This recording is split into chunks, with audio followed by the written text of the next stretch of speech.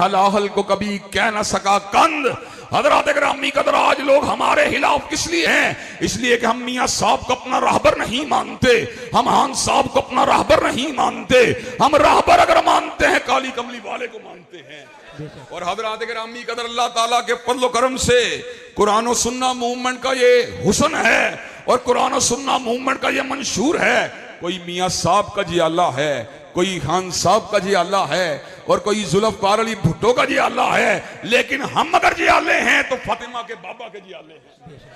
हज़रत ग्रामी कदर मुझे ये बात बतलाइए, हम नातवा होने के बावजूद, हम कमजोर होने के बावजूद, बेबस और बेकस होने के बावजूद इस बात का नारा लगा रहे हैं आका की इमामत को इंशाअल्लाह मस्जिद के अंदर भी मनवा के छोड़ेंगे और आका की इमामत को इंशाअल्लाह कूचा सियासत के अंदर भी मनवा के छोड़ेंगे।